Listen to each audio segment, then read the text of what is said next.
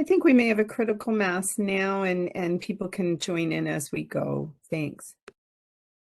Thank you, Alex. So let me get started by welcoming everybody to this event to mark International Holocaust Remembrance Day. And this talk today with Professor Cotler to raise awareness around issues and around anti-Semitism and issues of anti-Semitism. Unfortunately, I guess anti-Semitism isn't something that only lives in the past or in the history books. It is unfortunately all too alive even to this day, as we saw as recently as last week with events in Texas and a number of other events in the recent past, not only in the United States, but also in Canada. And it affects us, and it hits us also close to home and to a number of our members of the firm. And I'm thinking of the events of last year, around this time in January last year, with the vandalism of a synagogue in Westmount and the attempted firebombing of that synagogue, where our colleagues, our partners, members of the firm congregate and also send their children to school. So this isn't, it affects us all directly and indirectly. So I'm very happy to have with us today Professor Cotler to come to discuss these issues. Professor Cotler needs no lengthy introduction, but I will say a few words. He is the founder and chair of the Raoul Wallenberg Center for Human Rights. He's also Canada's Special Envoy on preserving Holocaust remembrance and combating anti-Semitism. He is a member of the IBA's high-level panel of legal experts on media freedom, as well as Emeritus Professor of Law at McGill University. I know he taught a large number of lawyers who are on this call today or on this event. International human rights lawyer and counsel to prisoners of conscience. He's a former Minister of Justice and Attorney General of Canada and longtime member of Parliament. So quite an honor to have you here with us today, Professor. And with that, I will pass it over to Elliot. So thank you very much.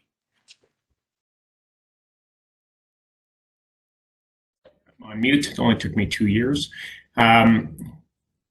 Good afternoon, everyone. Professor Cotler, I think that the floor is yours, and I'll join at the end of your initial opening remarks to discuss some additional questions, and then we will open the floor to some questions and answers from other members of the firm.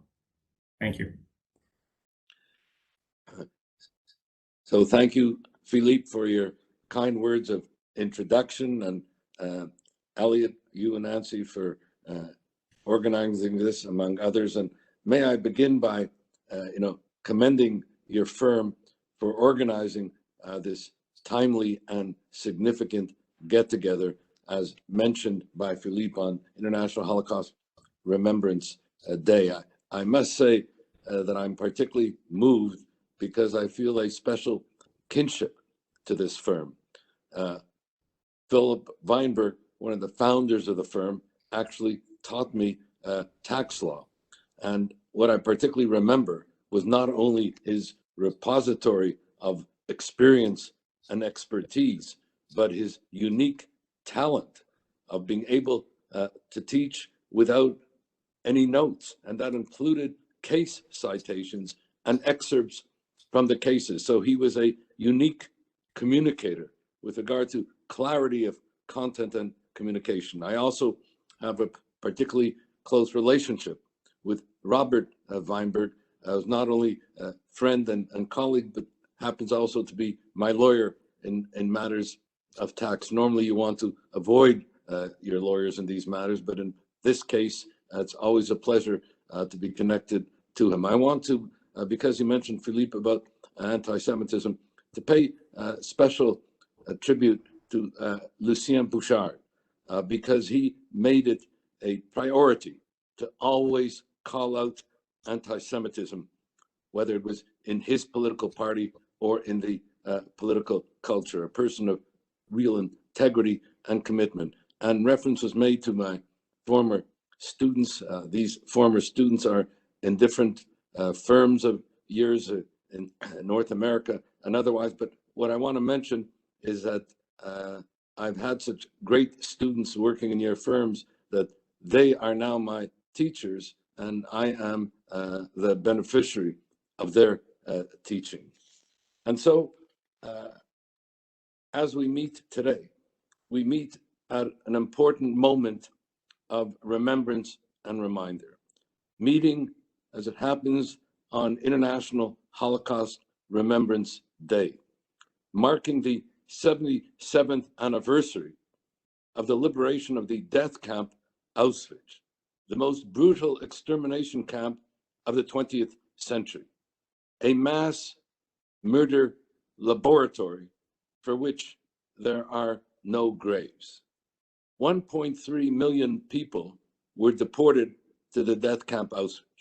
1.1 million of them were Jews. Let there be no mistake about it. Jews were murdered at Auschwitz because of anti-Semitism. But anti-Semitism itself did not die at Auschwitz, and it remains the bloodied canary in the mineshaft of global evil today. And as we've learned only too painfully and too well, that while it begins with Jews, it doesn't end with Jews. And we meet also as we are witnessing a new, escalating, global, virulent, and even lethal anti-Semitism, grounded in classical anti-Semitism, but distinguishable from it, that first found international, institutional, juridical expression in the then UN Zionism as Racism Resolution of 1975, which the US ambassador to the UN at the time, Daniel Moynihan, said, I quote, gave the abomination of anti-Semitism the appearance of international legal sanction. But it has gone beyond that.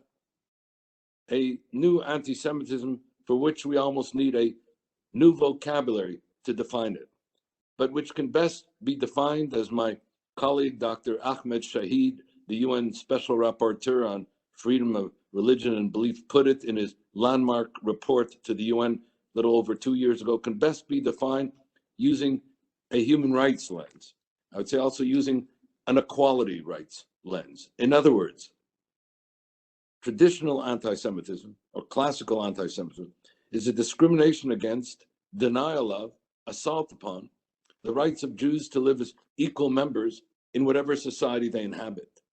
The new anti-Semitism is a discrimination against, denial of, assault upon the rights of the Jewish people and Israel to live as an equal member of the family of nations. What is common to both forms of anti-Semitism, old and new, is discrimination. All that has happened is that it has moved from discrimination against the Jews as individuals to the discrimination against Jews as a people, and reverberating back to discrimination against Jews as individuals.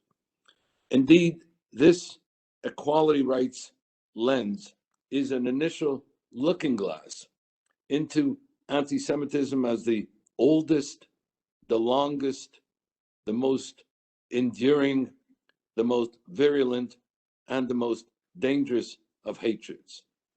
One which also mutates and metastasizes over time, but is anchored in one foundational historical trope, and that is the Jews as the enemy of all that is good and the embodiment of all that is evil.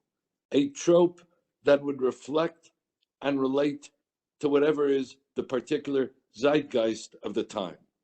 And so when Christianity was the dominant zeitgeist, dominant ethos, then Jews were held to be guilty of deicide. When in the Middle Ages you had the Black Plagues and the Jews were held to be here the embodiment of evil, as they had been the enemy of the good Christianity, they were now the embodiment of evil. The Jews were the poisoners of the wells. And fast forward to modern times, let us say beginning in the 70s, when human rights emerged as the new secular religion of our time, as I was teaching it at the time, then Jews, the Jewish people, Israel, were characterized as the meta human rights violators of our time, as being, in effect, the new Antichrist of our time. Let me just take a page, a snapshot of what was going on a year before the 1975 UN Zionism is Racism resolution, which I referenced, to get a sense of how not only human rights had emerged as a new secular religion of our time, but how Israel and the Jewish people were then characterized as being the new meta human rights violators. And so it was then that Israel and the Jews were held to be the enemy of labor. Evidence, the resolution of the International Labor Organization that condemned Israel for its suppression of Palestinian trade unionism. I could use the term alleged, but these were actually resolutions adopted as findings of fact, if you will, if not conclusions of law. The enemy of health. Evidence, the resolution of the World Health Organization condemning then Israeli mass poisonings of Palestinians on the West Bank. And may I just add that a year ago, Israel was held out not only to be a violator of health rights, but the only violator of health rights in the world. The enemy of culture. Evidence, the resolution of UNESCO condemning Israeli desecration of historic sites in the West Bank and Jerusalem. The enemy of women. Evidence, the resolution of the UN Commission on Women's Rights condemning Israeli suppression of Palestinian women's rights. And again, last year, Israel was held to be the only violator of women's rights in the world. The enemy of peace. Evidence, the resolution of the UN General Assembly condemning Israel as being a non-peace-loving state. And finally, the enemy of human rights. The resolutions of the UN General Assembly singling out Israel for selective opprobrium and indictment, while I might add, giving the major human rights violators exculpatory immunity. And so it was then that Israel, being held out as being the enemy of labor, of health, of culture, of women, of peace, of human rights, Israel was held out to be the enemy of all that was good and the embodiment of all that was evil. This laundering of human rights, as I've called it, under the protective cover of the UN, under the authority of international law, under the culture of human rights, under, as we shall see, the struggle against racism, has a particular resonance, I would say, for us as Canadians. I say that because, to our credit, the United Nations is part of our DNA. International law has been characterized as a centerpiece of our identity. Human rights is held out as an organizing idiom of our foreign policy. And so it is then that this laundering of anti-Semitism under these rubrics results, if you will, in the development of a critical mass of felt indictment against Israel and the Jewish people. Now, none of this, and this is an important caveat, none of this is intended to suggest that somehow Israel and the Jewish people are above the law, or that Israel is not accountable like any other state for violations of human rights and humanitarian law. Nor do Israel and the Jewish people enjoy any particular privilege or preference because of the Holocaust or the horrors of Jewish history. Not at all. We speak only in terms of the principle of equality before the law. But that's the point.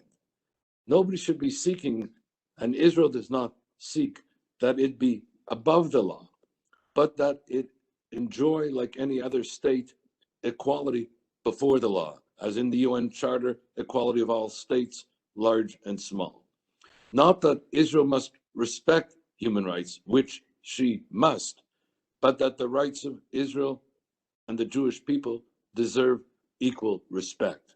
Not that human rights standards should not be applied to Israel. They must be, but they must be applied equally to everyone else. Again, adhering to the principle of equal treatment and equal protection at the law.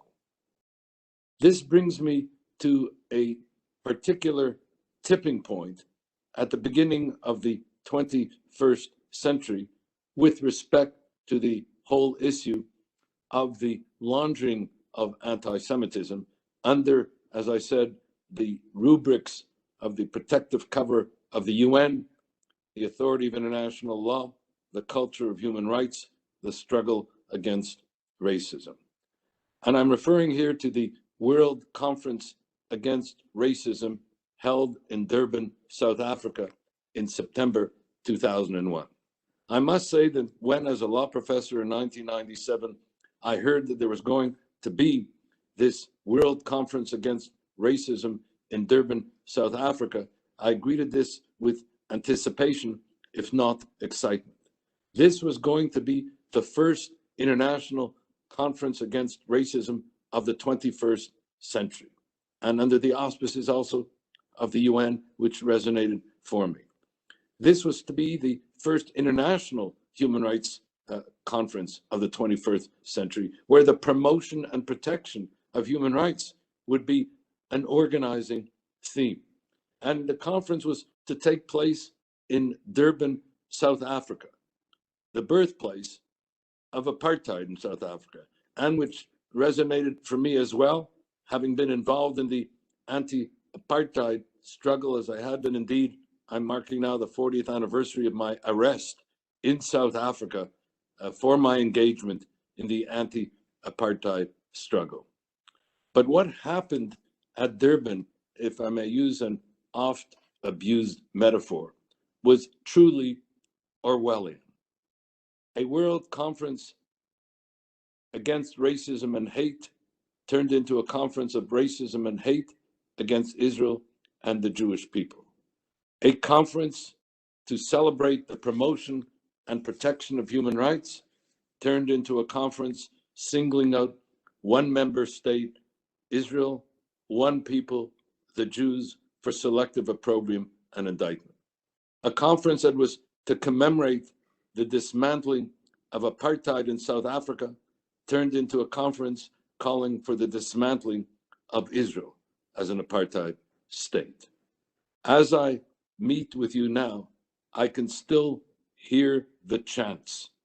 I can still see the images of thousands of demonstrators marching in the streets, chanting that the struggle against apartheid in the 20th century required the dismantling of South Africa as an apartheid state, and the struggle against apartheid in the 21st century requires the dismantling of Israel as an apartheid state.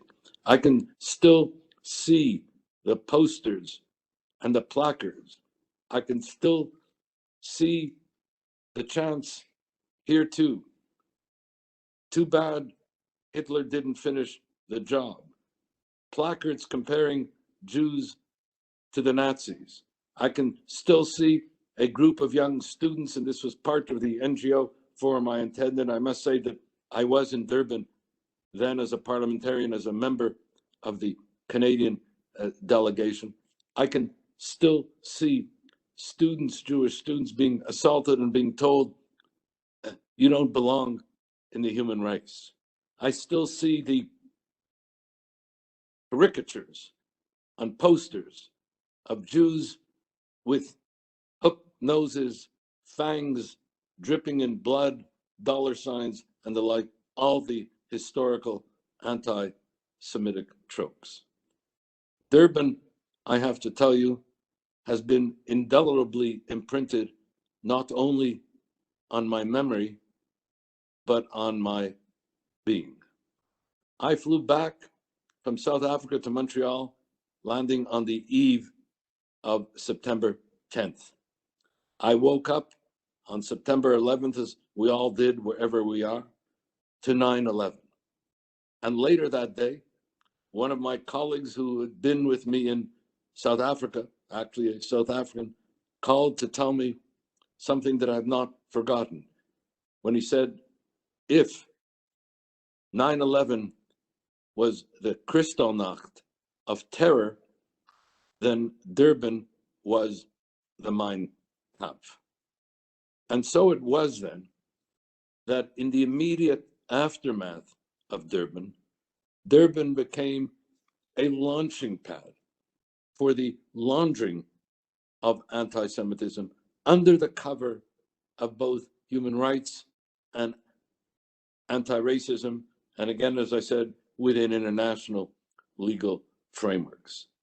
Indeed, in the immediate aftermath of 9/11, Jews, Israel, were in fact blamed for 9/11. On the 20th anniversary recently of 9/11, this trope resurfacing again, now parading on the social media.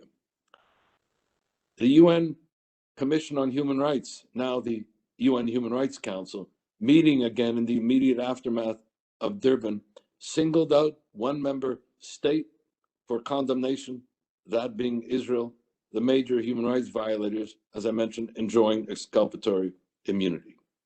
A conference at the University of Michigan proved to be the launching pad for the dismantling of Israel as an apartheid state. What happened there in brief was that a resolution put forward for the recognition of two states for two peoples, Israel and Palestinian, something that I've been a long time supporter of,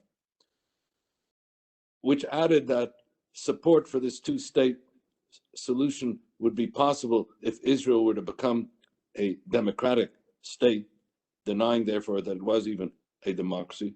That resolution was problematic enough, was defeated in favor of another resolution that called expressly for the dismantling of Israel as an apartheid state. And so the movement to that effect was in fact also born of Durban. And for a legal audience listening in and others, what was particularly egregious in the immediate aftermath of Durban was the convening of the contracting parties to the Geneva Convention for the first time. For the first time in 52 years since that Geneva Convention had been adopted in 1949. And the contracting parties to the Geneva Convention singled out one state, and one state only, for indictment and for violations of international human rights, humanitarian, and criminal law. That state and that people was, yes, Israel. And what has happened since then is that there have been two other meetings of the contracting parties to the Geneva Convention. In those two meetings, the only state, the only people singled out, again, for selective condemnation, were Israel and the Jewish people. Again, I repeat my caveat that none of this is intended to suggest in any way that Israel or the Jewish people should not or cannot be held accountable under the law. But what we have here, regrettably, is a standing violation of the principle of equal protection of the laws, and this happening under the protective cover of the United Nations, under the presumed authority of international law, framed under the culture of human rights and part of the struggle against racism. Which brings me now at this point to a second tipping point that took place in the 21st century. I'm referring now to the Hamas war against Israel of last May, when, if we recall, in Canada and elsewhere, Jews were targeted in their neighborhoods and in the streets, in their communities and on the campuses. Synagogues were torched, Holocaust memorials defaced, cemeteries desecrated, Jewish institutions vandalized.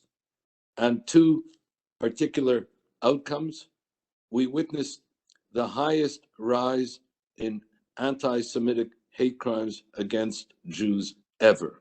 And this was after, when in the years from 2016 to 2020, Jews were the most targeted minority In other words, those who compose 1% of the Canadian population were targeted for 20% of hate motivated, in this instance, anti-Semitic hate crimes.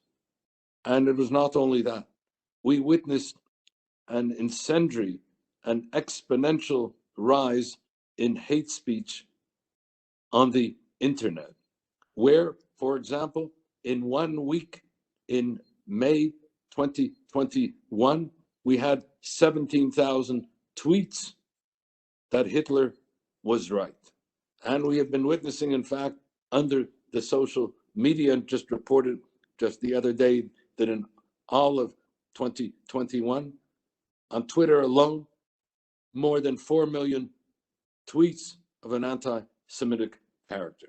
And if we take one of the other social media platforms like TikTok, which particularly engages young people between the ages of 16 and 25, 1.2 billion users, the data here shows a 912% increase in 1 year, exponentially rising, as I said, as a result of the Hamas war.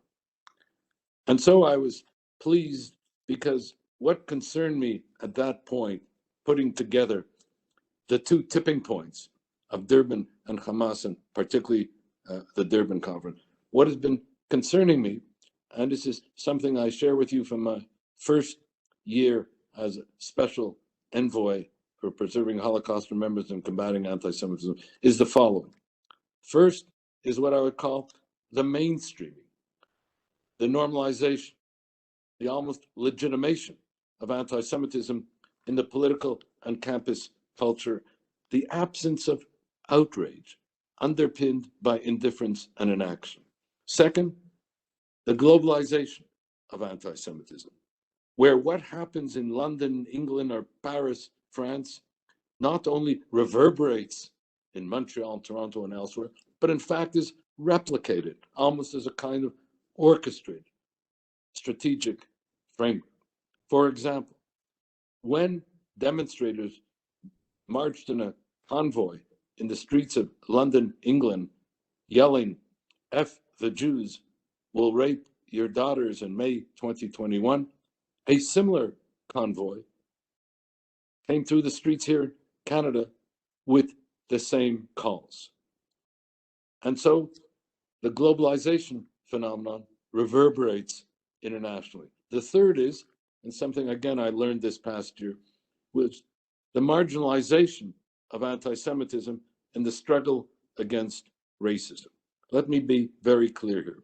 We need all of us to be involved and engaged in the combating of racism, whether it be systemic racism against Indigenous people, or against Blacks and people of color, or against Asian Canadians, or against Muslim Canadians.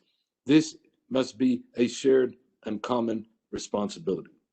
But what I found is that in educational and training programs, both within government and without, teaching and education and training about anti-Semitism was in fact being marginalized, which brings me to the fourth dynamic, and perhaps the most disturbing one, and that is the laundering of anti-Semitism under the very cover of anti-racism itself.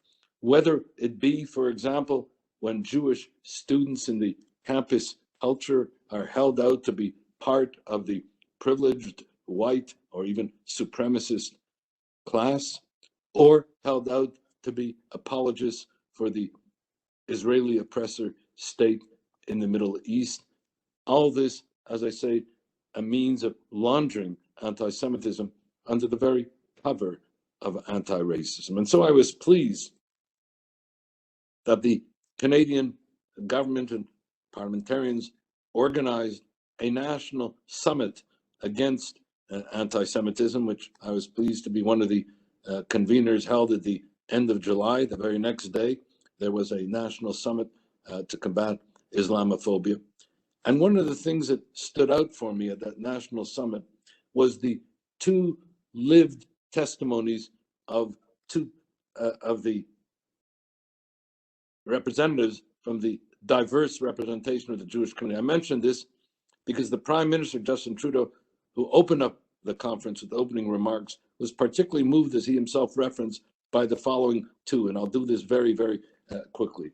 One was a student at the University of Toronto who described how, as a progressive student, a student of left-wing leanings, he was being marginalized, being, in fact, excluded from the campus culture because of that dual association that I mentioned, part of it being the white supremacist class, part being association and apologist for Israel.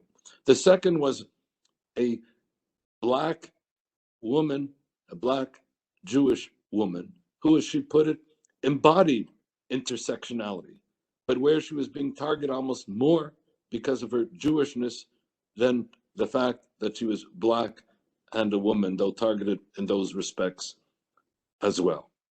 And so I was pleased that in the follow-up to the National Summit, Canada made some very express country pledges at the Malmö conference in October, held in Malmö, Sweden.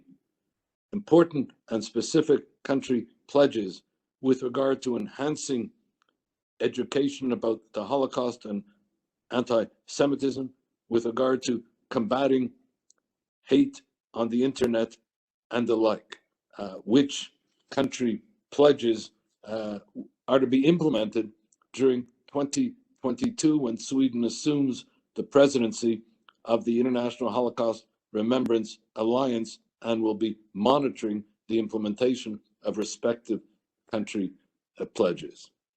And so in that framework, may I close now with what I would call a national action plan to combat hate, a national action plan to combat anti-Semitism, anchored in what emerged from the National Summit, the country pledges, and which can be summarized as follows. And since this is an informed audience, I'll do so in a series of one-liners.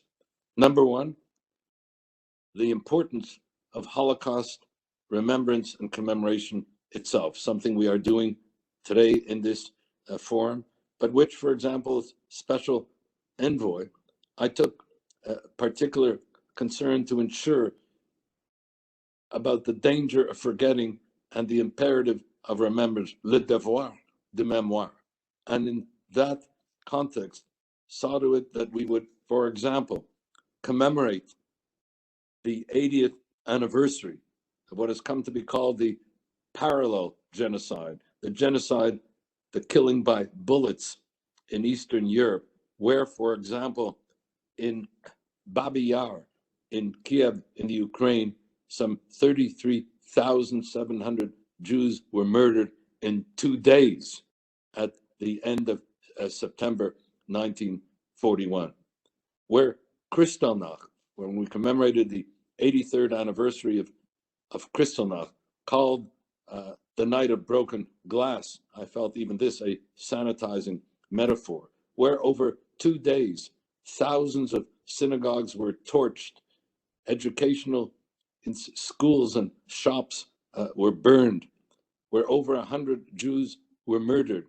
And what a particular reference here, some 30,000 Jews were rounded up to be deported to the concentration camp Dachau. And the reason I say this is because Dachau was first established in 1933.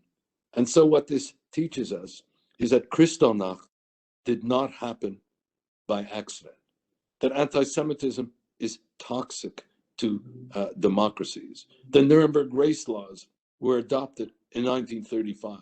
We had state-sanctioned incitement to hatred from 1933 on, the whole culminating in Kristallnacht, which brings me to the second objective, and that is the importance of education, both re the Holocaust and re anti-Semitism, of the Holocaust as a paradigm for radical evil and anti-Semitism as a paradigm for radical hate. The third, the importance I would say, the imperative of combating the increasing proliferation of Holocaust distortion, where, for example, as we meet, and this has been continuing since the onset of COVID, the pandemic of COVID, where Jews, the Jewish people, and Israel are blamed for manufacturing the COVID virus, for causing its spread, for profiting from it, and in fact, it is amplified and weaponized on the social media. A fourth is the importance of teaching and learning about Raoul Wallenberg, our first honorary citizen who demonstrated how one person with the compassion to care and the courage to act can confront evil, prevail, and transform history.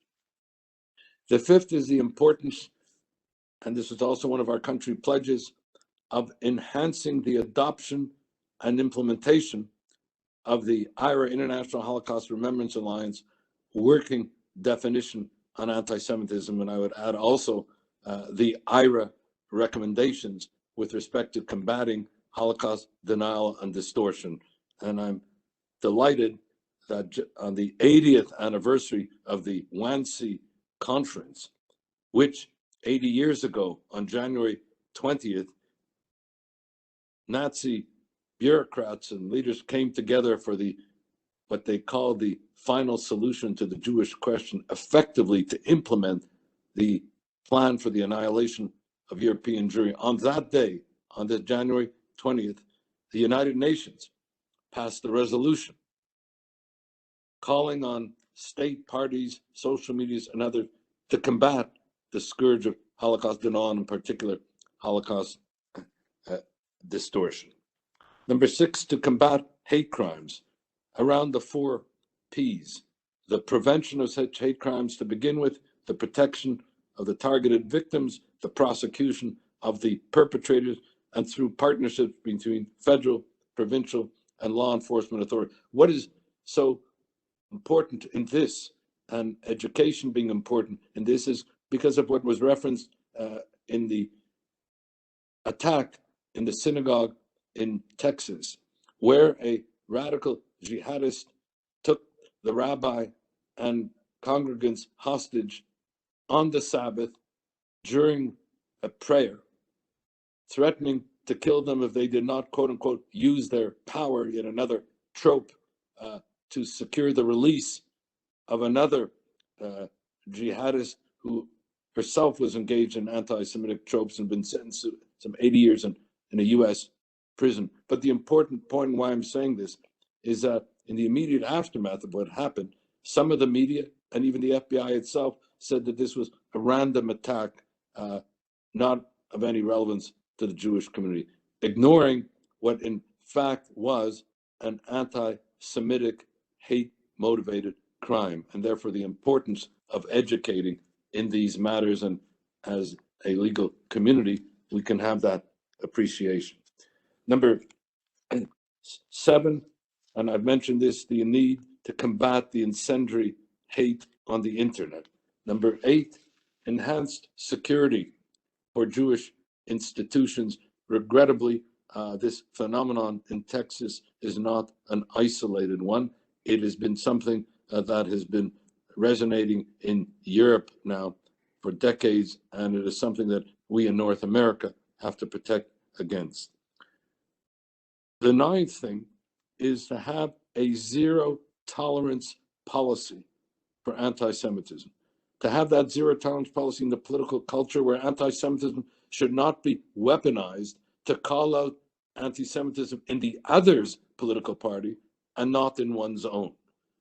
Where you have, for example, in the States, Democrats calling out anti-Semitism amongst Republicans, Republicans amongst Democrats. No, we have to each call it out in our own party. And that is something that Lucien Bouchard was a model in that regard of accountability.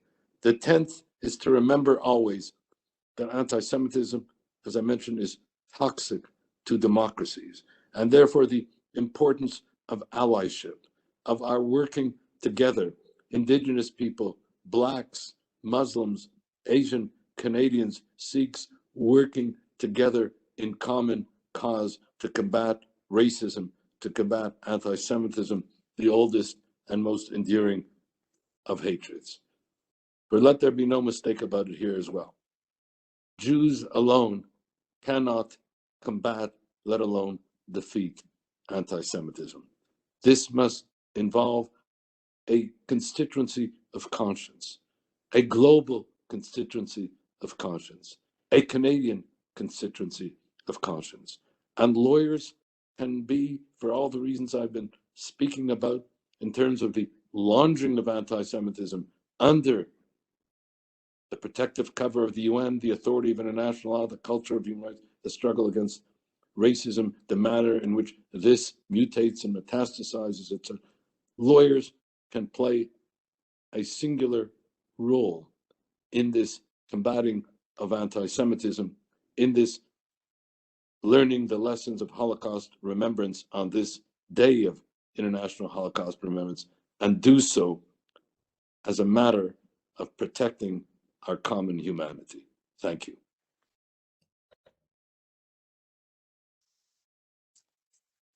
Professor Cotler, I want to thank you for your remarks today and for spending the time speaking with us. As we discussed earlier this week, I do have a few questions I'd like to ask you now. Also, we're going to open the chat in our WebEx platform for those who want to ask some questions. Some have already come through. I'll get some questions started. My first one, and we had already discussed it a little bit, was on the country pledges under the Malmo International Forum on Holocaust Remembrance, but thank you for answering that one. My second, you had the Canadian delegation to the International Holocaust Remembrance Alliance, and one of those objectives is teaching and learning about the Holocaust. Given recent statistics, scary statistics, including that 1 in 5 young Canadians and Americans have either not heard of the Holocaust or don't know what it is. A third of North American students think the Holocaust was exaggerated or fabricated. And 50% of North Americans cannot name one concentration camp. How can this education best be done? Well, you know, the statistics that you shared are very pertinent and relevant. The one that just came out 2 days ago was actually a study where the respondents were largely Canadian high school students, where some 33% felt that the Holocaust was exaggerated or worse, even fabricated. And a study of the Azrieli Foundation, again with regard to Canadians, that 50% of millennials, for example, as you mentioned, could not name even the death camp Auschwitz. But one of the encouraging things that I found in that study was that 92% wanted to learn more about the Holocaust. And so if there is a willingness to learn, then we have to, in fact, mandate the teaching of the Holocaust and anti-Semitism in our high schools, as is being done in states in the United States. Romania just adopted a law to that effect. So we need to mandate the teaching of the Holocaust and anti-Semitism in our high schools, because, in a word, the Holocaust is a paradigm for radical evil. Anti-Semitism is a paradigm for radical hate. Regrettably, many students are getting their information largely from the internet. The internet engages in sound bites and not substance. And so at this point, we need serious learning about the Holocaust, about anti-Semitism, so that we can act on the universal lessons of the Holocaust. Very relevant to us today on International Holocaust Remembrance Day, a number of one-liners in that regard. The dangers of silence in the face of evil, what we saw with regard to Kristallnacht, the danger of indifference and inaction in the face of mass atrocity and genocide. What makes the Holocaust, and if I may also say so, the genocide of the Tutsis in Rwanda, where 10,000 Tutsis were murdered every day for 3 months. What makes these horrors so unspeakable are not only the horrors themselves. What makes them so unspeakable is that they were preventable. Nobody could say we did not know. We knew, but we did not act. Wannsee, 80 years ago, should not have been greeted with indifference and inaction, and I can give multiple examples. And so we need to learn, therefore, the lessons of history. Also, the danger, and with this I'll close, is another lesson, of la trahison des clercs, the betrayal of the elites. Nuremberg crimes were the crimes of Nuremberg elites. Scientists and doctors, judges and lawyers, church leaders and educators, engineers and architects who were building the death camp, Auschwitz, and the like. So we need to speak truth to power, to hold power accountable to truth in all our democracies as part, as I say, of protecting our democracies from the toxicity of anti-Semitism and hate. Thank you. You mentioned also the International Holocaust Remembrance Alliance adoption of a working definition on anti-Semitism. Canada's adopted the definition, as have the provinces of Quebec and Ontario. Can you describe for us what is the nature of the definition and why does it matter? Okay, let me just say, by way of preface, two things. Number one, I regard the IRA working definition on anti-Semitism as being the most authoritative, comprehensive, and international consensus definition that we have. Yes, Canada's adopted it in the provinces you mentioned, but it has also been adopted by 35 country members of IRA, and in fact, almost every university in the United Kingdom has adopted. I can go on. But the important thing about it, which is not always appreciated, if it's even appreciated at all, is that it is the most democratically, the most representative definition, because it was a definition that was democratically adopted over a 15-year period by intergovernmental bodies, governments, parliaments. For example, the Interparliamentary Conference to Combat Anti-Semitism in Ottawa, 2010, adopted a series of resolutions which effectively frame the exact metrics that came to be the IRA working definition on anti-Semitism by civil society, scholars, and the like. As someone who, if I may share with you, was part of the original drafting group with regard to what became the IRA working definition on anti-Semitism, which we established in Stockholm in the wake of the World Conference Against Racism in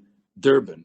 And as somebody who was Minister of Justice, worked with the European Council to combat racism and xenophobia, which in 2005, when I was Minister of Justice, adopted in effect what was to become the IRA working definition on anti-Semitism, adopted in 2016. That's why I say a democratic and sustained period of decision-making. What's important about it is that if you can't identify, if you can't recognize, if you can't define anti-Semitism, you're not going to be able to monitor it effectively, let alone combat it. So this is a non-binding working definition of anti-Semitism to serve as a resource, as an asset, as an educational tool for governments, for parliaments, for law enforcement authorities, for judges, for sports teams and the like. And we've seen this too being adopted more by sports teams in Europe, etc. In other words, this can be a very compelling resource to mainstream, to understand and mainstream the combating of anti-Semitism in our societies. I'm going to ask one more question, then I'll take some questions that are coming through the panel. How do we explain the fear that grips the entire Jewish world? You brought up the events that happened in Texas, but when we look at events that happen, like those that unfolded in Colleyville 2 weeks ago, how do we explain the fear of the entire Jewish community? Our offices in Montreal, New York, and Toronto are all located in cities, as you mentioned, where anti-Semitic incidents have been significantly on the rise in recent years. As the grandson of Holocaust survivors, my mother was born in post-World War II Europe. How do I help in educating people about anti-Semitism that continues to thrive in today's society? Well, I think combating anti-Semitism requires the beginnings of teaching both about the Holocaust and anti-Semitism. These are intersecting dynamics here, as I say, because of the Holocaust as a paradigm for radical evil and anti-Semitism as a paradigm for radical hate. I think that the way we need to do this is to see this as a whole of society commitment. That's what makes the Malmo pledges, where one of the pledges is to enhance the teaching of the Holocaust and education about anti-Semitism across generational lines, and to combat the proliferation of Holocaust denial and distortion on the social media, which is being weaponized for those purposes, so important. And I think the legal community can play a distinguishable role here for all the reasons I mentioned, but let me give you a page out of that. We have now Doctors Against Racism and Anti-Semitism, shorthand DARA, Toronto-based group. They have, through their initiatives, organized courses in medicine and the Holocaust across faculties of medicine in Canada. There is no reason, I would say almost even more reason, for us not to have courses in our law schools on Holocaust and the law, again, for all the reasons that I mentioned, and which would address all these themes which end up becoming part of our jurisprudence.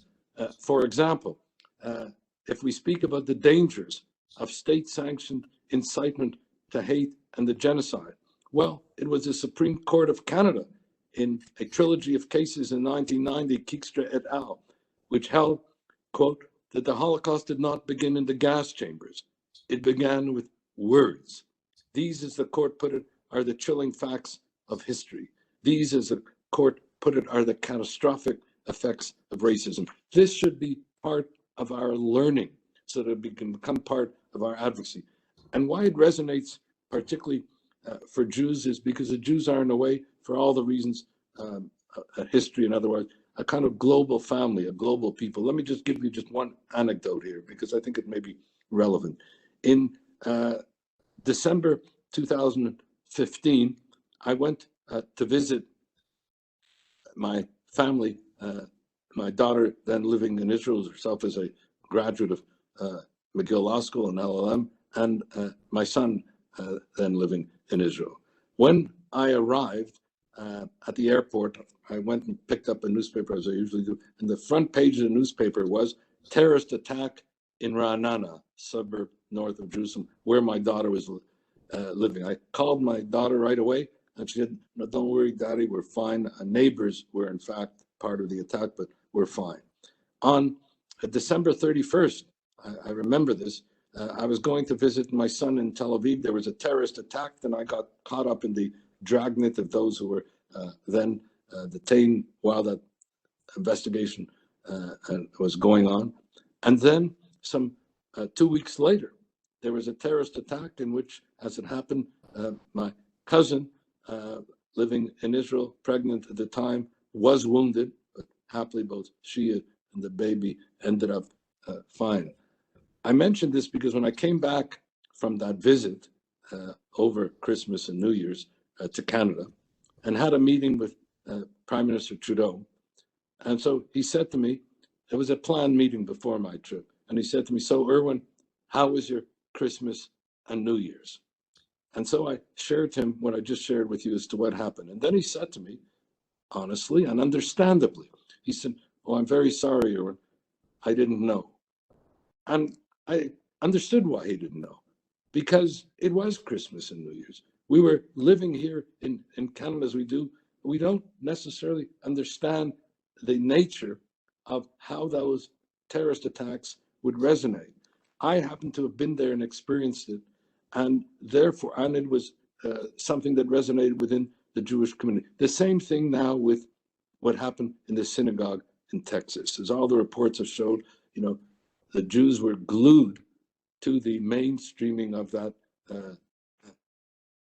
the streaming of that attack on the TV, because it felt as if members of family were being attacked. The same way that Indigenous people would so feel, or Blacks, or Muslims, etc., when those of the family kindred spirits are being attacked. But my whole point in all this is that we have to see ourselves as one human family.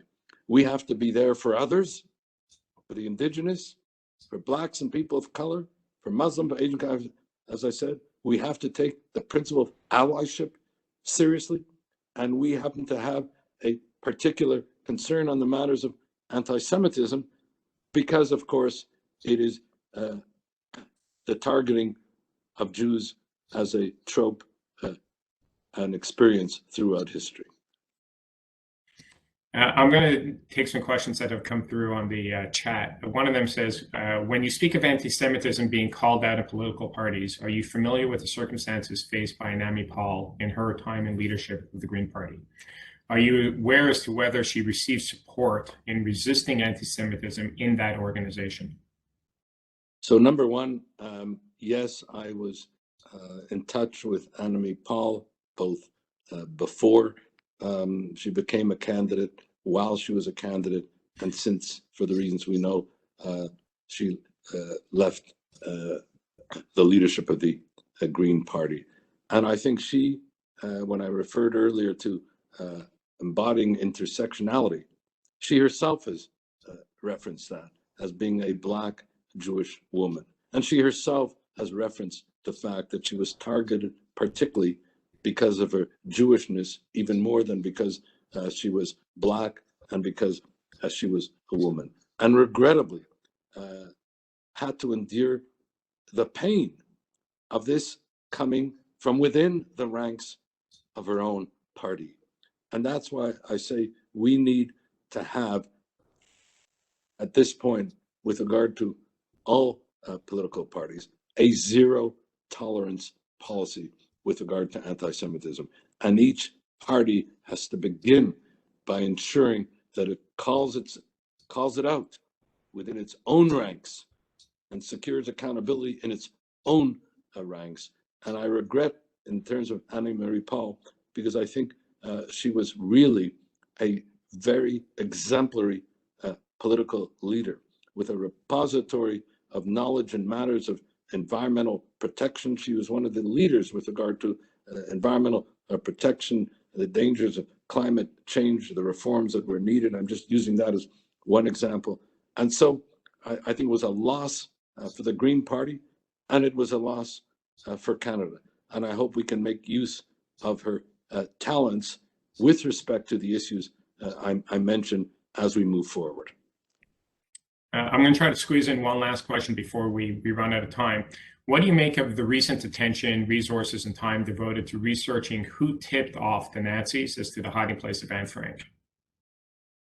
Well, I regard that as somewhat of a diversion because I think, that's part of what happens in our popular culture or in the social media culture, where that takes over and we begin to marginalize the horror of what happened to Anne Frank and how she emerged really as a symbol of the horrors of the Holocaust and how that found expression in her diary and the like. So that to me is a diversion, and there are competing views on that, whether it's true or not true, that she was betrayed by somebody whom she knew, et cetera, et cetera.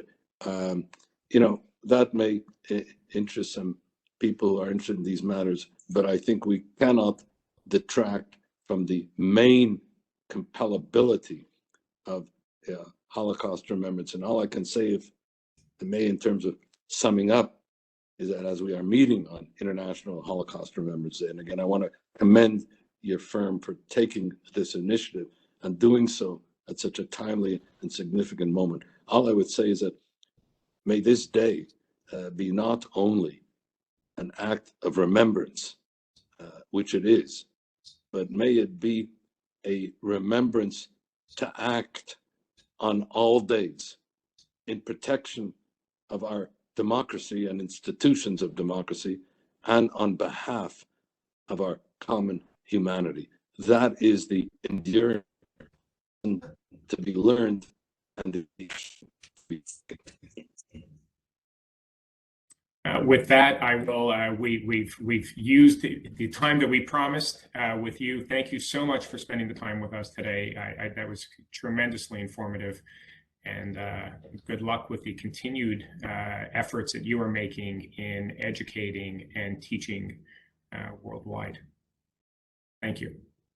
Thank you, Elliot. And if you guys want to think about setting up a LARA, Lawyers Against Racism and Anti-Semitism, I'll be delighted to join you. Thank you.